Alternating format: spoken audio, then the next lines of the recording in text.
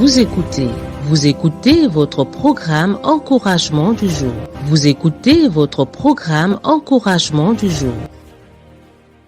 Chers auditeurs, bonjour. On peut demeurer unis dans la diversité. Beaucoup pensent à tort que l'unité signifie l'uniformité, que pour être unis, nous devons tous penser de la même manière, ressentir les choses de la même façon et agir identiquement. Mais voyez-vous, ce n'est pas cela la véritable unité.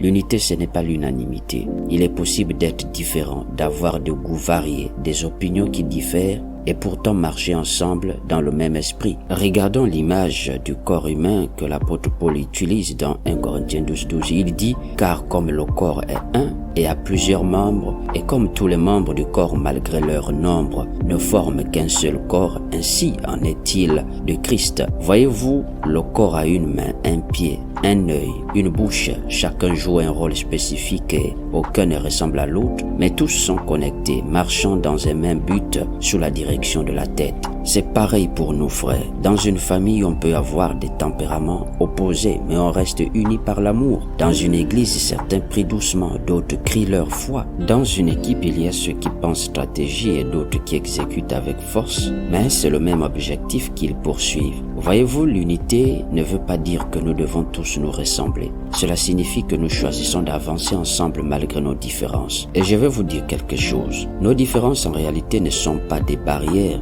elles peuvent devenir des ponts. Ce que tu ne sais pas faire, ton frère le maîtrise. Là où tu es faible, ta sœur est forte. Ton regard unique sur une situation peut compléter la vision de quelqu'un d'autre. C'est pourquoi dans ce monde qui pousse à la division et au rejet de l'autre, nous sommes appelés à bâtir une unité plus grande que nos différences. Face à cela, demande-toi de temps en temps, ai-je rejeté quelqu'un simplement parce qu'il ne pense pas comme moi? Suis-je capable d'aimer et de collaborer avec ceux qui sont différents de moi? Est-ce que je confonds l'unité avec l'uniformité? Cher auditeur, ne perds pas une relation précieuse simplement parce que la personne ne te ressemble pas. Ne brise pas une équipe parce que tout le monde ne réfléchit pas comme toi. Apprends à voir dans l'autre ce qui peut compléter ce que tu es. Parce qu'être uni, ce n'est pas se fondre dans une masse identique. C'est choisir de marcher ensemble, même quand nos couleurs diffèrent. Alors que nos différences deviennent notre force et non notre faiblesse. Restons unis, même dans la diversité.